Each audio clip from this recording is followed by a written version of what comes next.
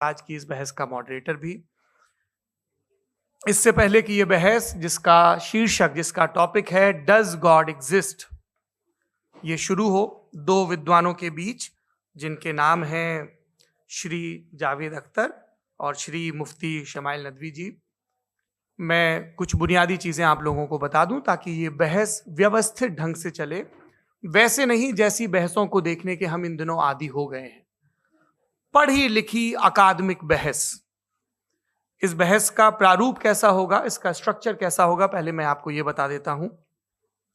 सबसे पहले नौजवान विद्वान मुफ्ती शमाइल नदवी जी 10 मिनट अपनी दलीलें आप लोगों के सामने रखेंगे।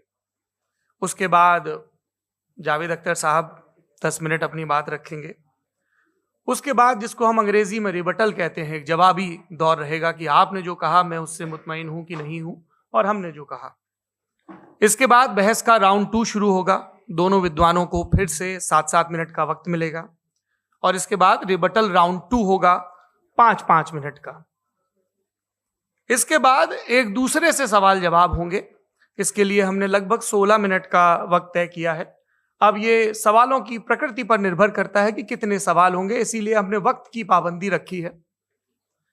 और इसके बाद आखिरी में 5-5 मिनट का वक्त दोनों विद्वानों को एक बार फिर से दिया जाएगा अपने क्लोजिंग आर्ग्यूमेंट के लिए। और उसके बाद जो इस बहस के लिए सबसे जरूरी चीज है कि आप और हम और इंटरनेट पर देख रहे लाखों करोड़ों लोग, उनके सवाल जवाब होंगे। तो आप लोग जो यहां मौजूद हैं, आपके हम कुछ सवाल लेने की कोशिश करेंगे। 30 मिनट का वक्त हमने उसके लिए तय कर रखा है। इस तरह से ये 2 घंटे की बहस पूरी होगी। 2-3 बुनियादी बातें हैं जिनका हमें ध्यान रखना है। किसी भी किस्म की नारेबाजी में हमें शरीक नहीं होना है। ये हल्ला गुल्ला नहीं है, क्योंकि पूरी दुनिया देख रही है, तो एक नजीर कायम करनी है, एक उदाहरण लोगों के सामने रखना है कि पढ़े लिखे लोग इत्तेफाकी और ना इत्तेफाकी रखते हुए भी, एक दूसरे से सहमति और असहमति रखते हुए भी बात कह सकते हैं। यहाँ पर मेरे जेएनयू के प्रोफेसर बैठे हैं, पुरुषोत्तम अग्रवाल जी, जिन्होंने हमें क्लास में सिखाया है कि सहमति का साहस और असहमति का विवेक, और इसका ठीक उलट भी, ये बड़ा जरूरी है। दूसरी बात, ये किसी एक धर्म के बारे में बहस नहीं है। ये बात सबको स्पष्ट होनी चाहिए। किसी धर्म को महान बताने या किसी धर्म को कमतर बताने की ये बहस नहीं है। तो यदि कोई इस उम्मीद से देख रहा है या यहां आया है, तो मैं आपको आश्वस्त करना चाहता हूं कि आपको नाउम्मीदी हाथ लगेगी। इस बहस में बहुत ज्यादा धार्मिक प्रतीकों के इस्तेमाल को लेकर भी, ये दोनों लोग जो अभी आपको गंभीर दिख रहे हैं, भले लोग हैं। कल शाम को चाय पर मिले थे, बहुत हंसी मजाक भी इनके बीच हुआ था और गलबैयां डालते हुए एक तस्वीर भी हुई थी। ये इस बात का प्रमाण है कि इंटरनेट पर जो हल्ला मचा हुआ है उसके मुकाबले ये दोनों लोग बहुत ही अच्छे शांत ढंग से बहस के लिए राजी हो गए हैं। ट्विटर की बात है ट्विटर तक सीमित। एलन मस्क आजकल उसको एक्स कहते हैं। और अब इस बहस की शुरुआत मैं इन विद्वानों का, हालांकि इनको परिचय की जरूरत नहीं, पर हो सकता है, हमें पत्रकारिता में सिखाया जाता है कि नेवर अज्यूम, विज्ञान भी यही कहता है। मुफ्ती शमाइल नदवी साहब इस्लामिक विद्वान, शिक्षाविद हैं, कोलकाता के वाहियान फाउंडेशन के संस्थापक हैं, लखनऊ की प्रतिष्ठित दारुल उलूम नदवतुल उलमा से ग्रेजुएशन किया है, सोशल मीडिया और सार्वजनिक मंचों पर अध्यापन और बौद्धिक कामों में सक्रिय हैं और इस समय इंटरनेशनल इस्लामिक यूनिवर्सिटी मलेशिया से पीएचडी कर रहे हैं। अच्छी बात यह है कि पढ़ाई के साथ साथ ट्रैवल ब्लॉग भी बनाते हैं। पेट्रोनस टावर के सामने का ब्लॉग हमने देखा। हमारे साथ जावेद अख्तर साहब हैं। जावेद अख्तर साहब कवि हैं, शायर हैं, गद्य भी लिखते हैं, फिल्मों के लिए संवाद लिखे हैं, गीत लिखे हैं। इससे इतर ये वैज्ञानिक सोच को लेकर या अपने डिक्लेयर्ड एथिज्म को लेकर भी मुखर रहते हैं और अपने तहीं रैशनैलिटी की बात करते हैं। देवियों और सज्जनों, डज गॉड एग्जिस्ट, इस सवाल का जवाब सब अपने अपने तहीं खोजने की कोशिश कर रहे हैं।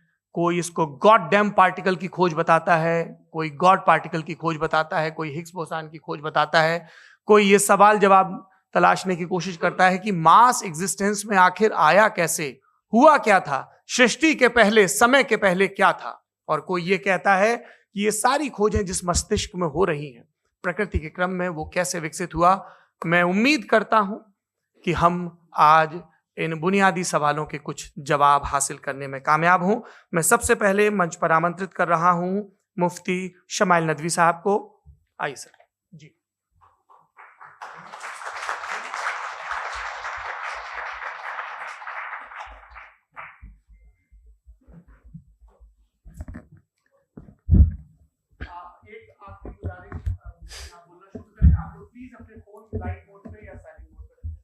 एक बार चेक कर ले, कई बार बेध्यानी हो जाती है।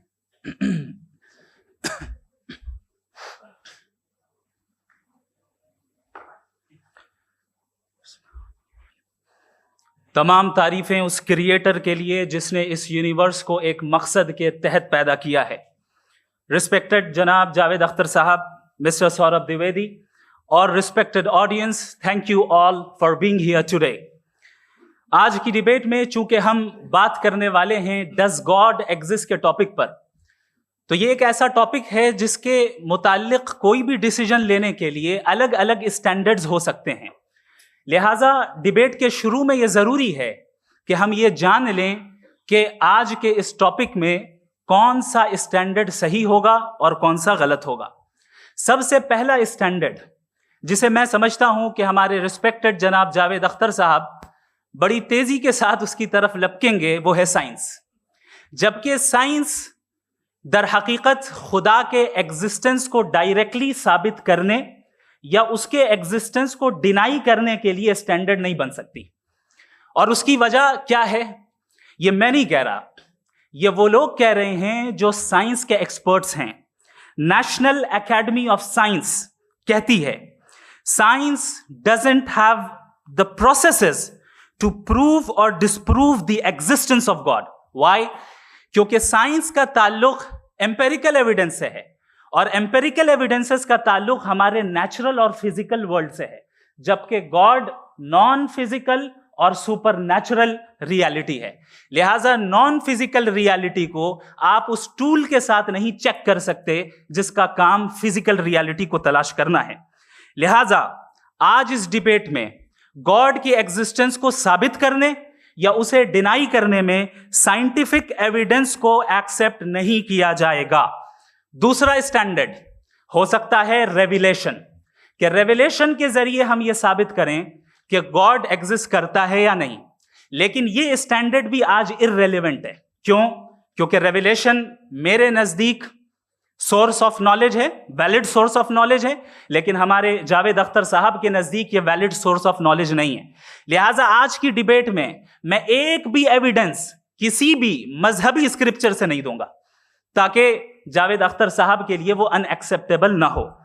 तीसरा जो मेयार हो सकता है वो है ऑब्जर्वेशन, कि भाई कोई कहे कि हमें खुदा दिखाओ, अगर है तो दिखाओ, या ये कि खुदा के एग्जिस्टेंस पर एम्पेरिकल एविडेंस दो, तो ये है दर हकीकत गलत टूल का इस्तेमाल करना।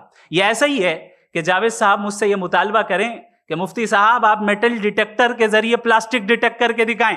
अब चूंकि प्लास्टिक डिटेक्ट नहीं हो पा रही है लिहाजा प्लास्टिक डज नॉट एग्जिस्ट।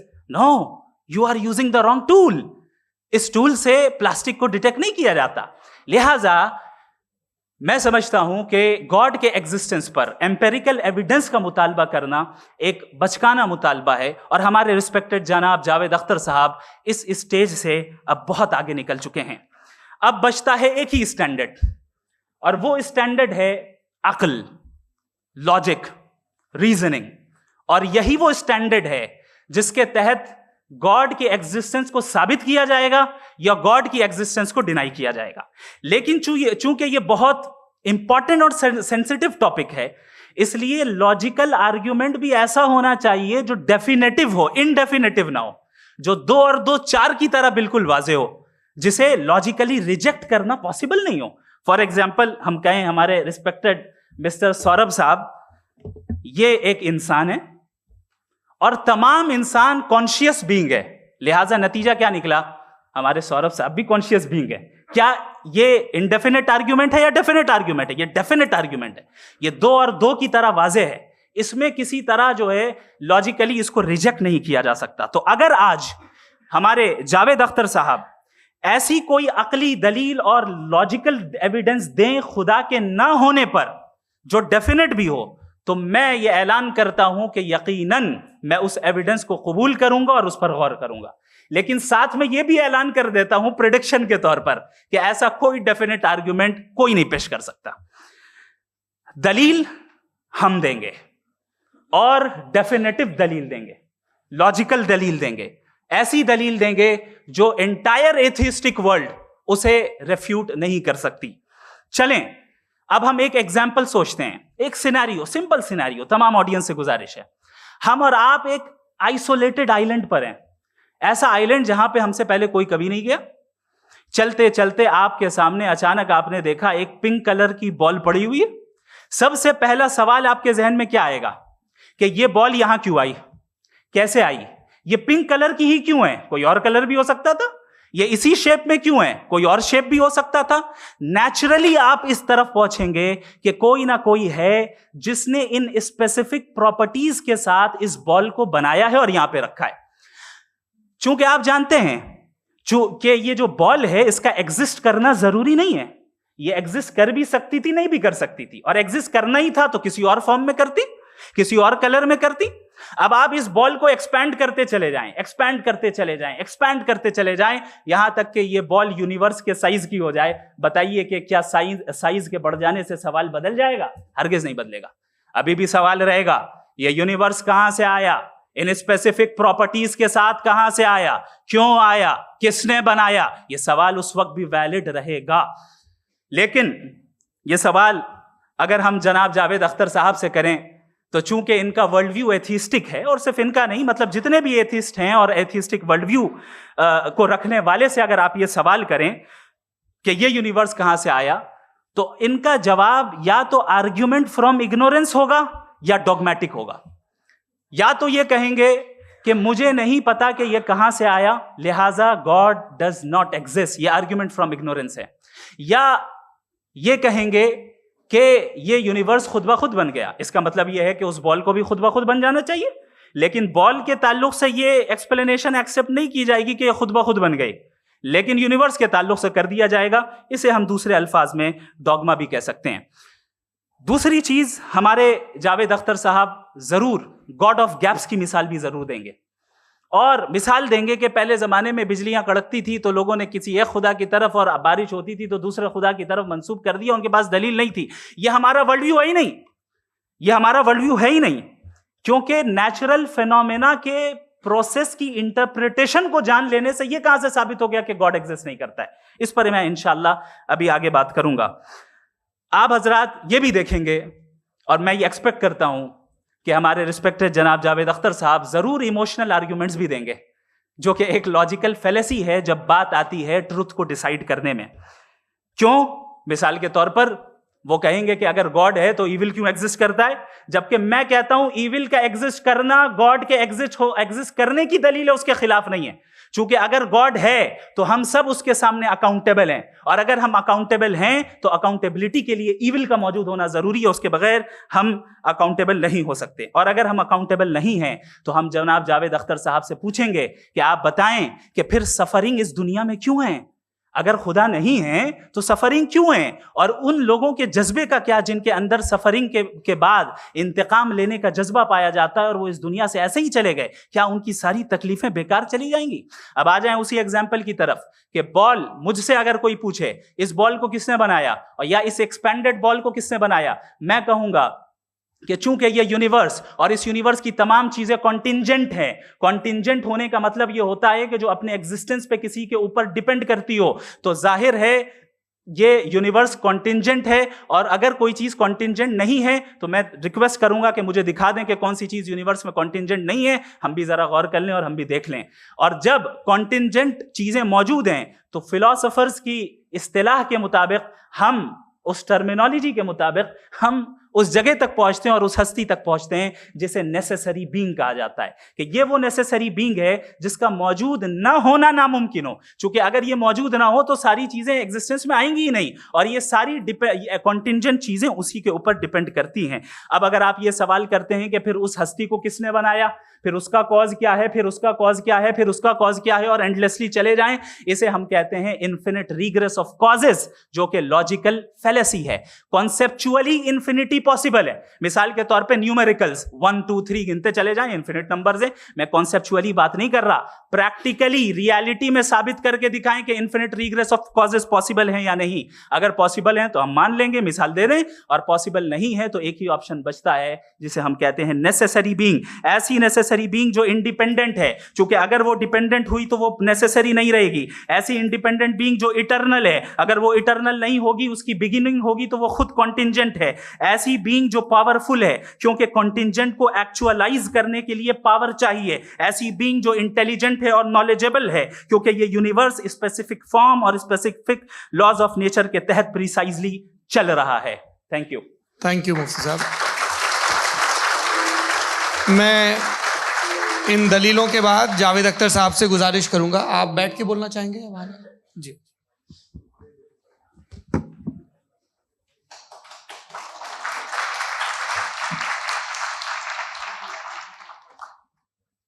पहले तो मैं मुफ्ती साहब को एक अच्छी खबर देना चाहूँगा कि मेरी नॉलेज साइंस के बारे में बड़ी मामूली है, तो आप फिक्र ना करें उसकी, लेकिन कुछ कॉमन सेंस है मुझ में। देखिए, ये खुदा का तस्वुर कोई नया तस्वुर नहीं है, ये सदियों से रहा है।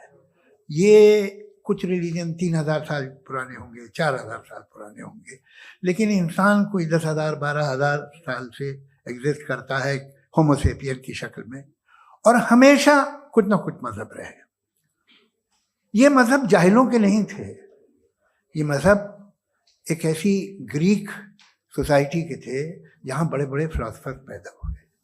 ये मजहब इजिप्शियंस के थे जिन्होंने पिरामिड्स बनाए थे।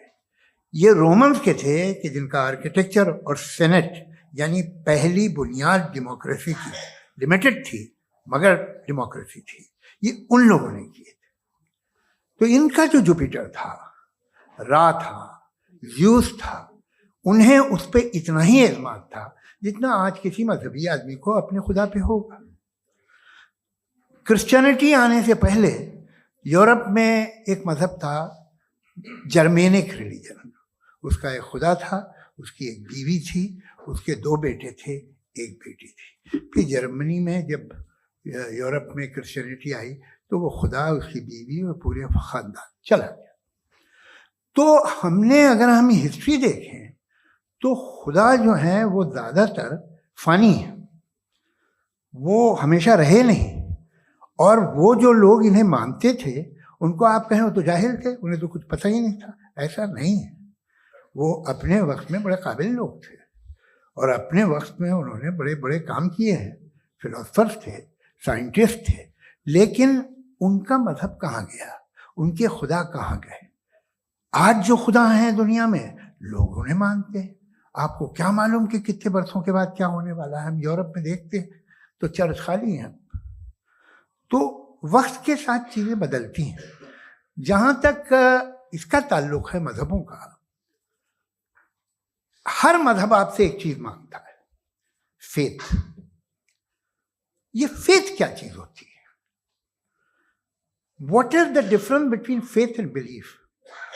ये तो बहुत ही अहमकाना बात होगी कि कोई आदमी कहे साहब अगर खुदा है तो मुझे दिखाइए। ये तो जाहिलाना बात हुई। मैंने तो नॉर्थ पोल नहीं देखा है, मगर मैं मानता हूँ कि नॉर्थ पोल है। मैं क्यों मानता हूँ? इसलिए कि अगर ये दुनिया राउंड है तो उसका कोई टॉप होगा।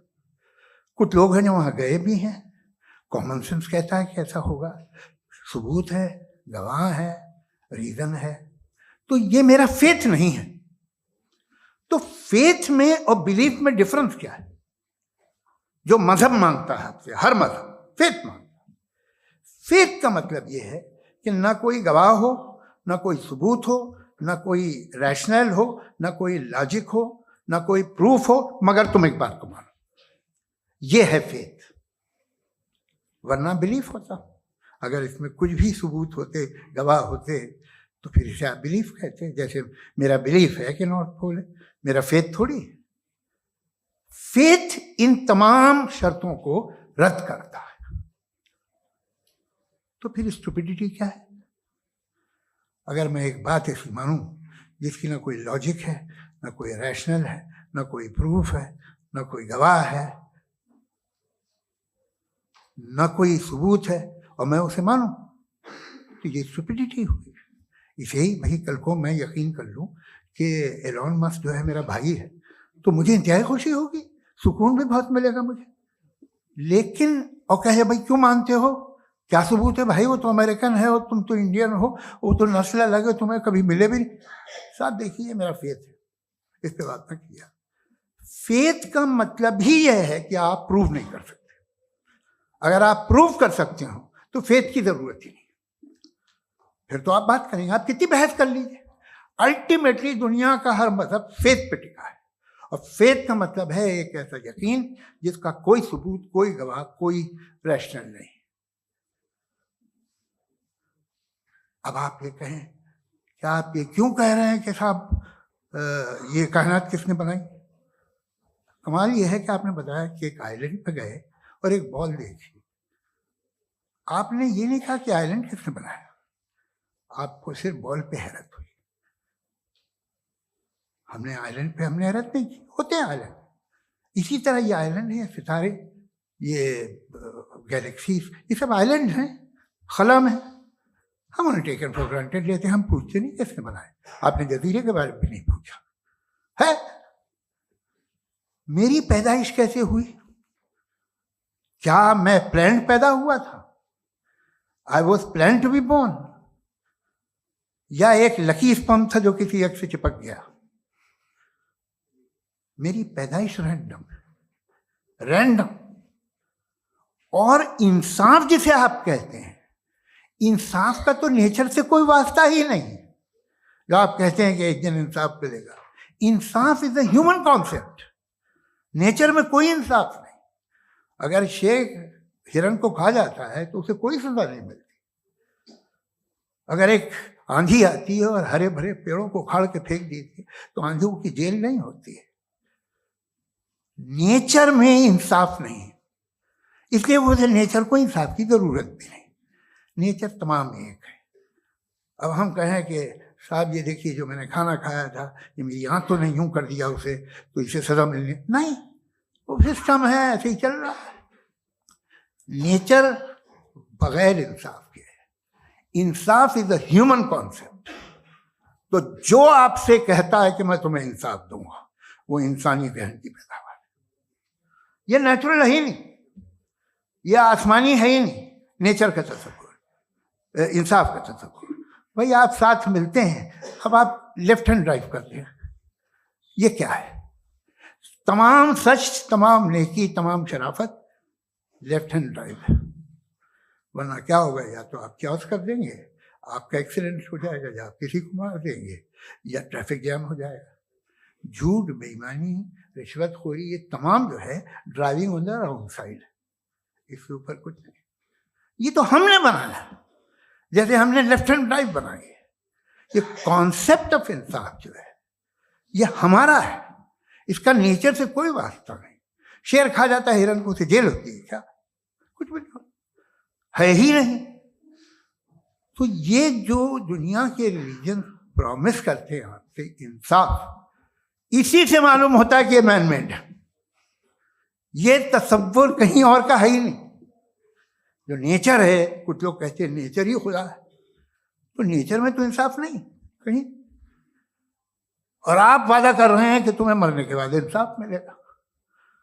मुझे अगर मिलेगा तो मैं बहुत खुश होऊंगा, लेकिन मैं यकीन नहीं कर पाता हूं, इसलिए कि मैं फेथ नहीं पैदा कर सकता। The very fact that religion demand faith, इसका मतलब है कि उनके पास जस्टिफिकेशन नहीं है।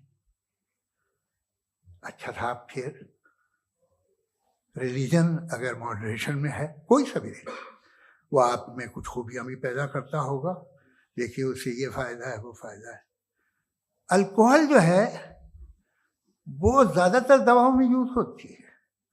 और एक सर्वे किया गया था अमेरिका में कि लॉन्जेटिविटी किन लोगों की है, तो एक तरफ वो लोग थे जो शराब पीते ही नहीं थे और एक तरफ वो थे जो एक बोतल शराब रोज पीते थे। सबसे ज़्यादा लंबी उम्र उनकी है जो 2 पैक नाप के शराब पीते हैं और खाना खाते हैं। मगर हम शराब को बुरा समझते हैं, मैं भी बुरा समझता हूँ। क्यों? ऐसा होता नहीं। कुछ चीज़ों में आदत होती है कि वो बढ़ती है। आज तक में एक आदमी दूध पीता है, आप 10 साल बाद भी मिलेंगे तो एक ही गिलास पीता होगा। ऐसा नहीं होता, सुबह से दूध पीता रहता है। मिल्कोहलिक मैंने नहीं देखे, अल्कोहलिक होते हैं। ये टेंडेंसी है मजहब की कि वो बढ़ता है, जैसे कैंसर बढ़ता है, जैसे शराब बढ़ती है। कुछ लोग होंगे जो उसे सही तरह से यूज करते। मुझे यकीन है कि हमारे मुफ्ती साहब भी उनमें से एक, इनसे बहुत खुशी हुई मुझे इनसे मिलकर। लेकिन कितने लोग हैं कि आज आप देखते हैं दुनिया में जो तबाहियां हैं, इनमें कितना हाथ है उन लोगों का जो बिलीवर कहते था मजहब ये नहीं कहता, ना कहता होगा, मगर जब ये मजहब पीते हैं तो ऐसे बिहेव करते हैं। थोड़ा सा अगर हो तो शायद बहुत अच्छी बात, लेकिन शराब थोड़ी सी नहीं रहती, उसमें टेंडेंसी है पहले। थोड़ा सा अगर 2-3 कैंसर के सेल हो ना बॉडी में तो आदमी सिम रहेगा, लेकिन वो 2-3 सेल नहीं रहते, वो मल्टीप्लाई होते हैं। जावेद साहब, टाइम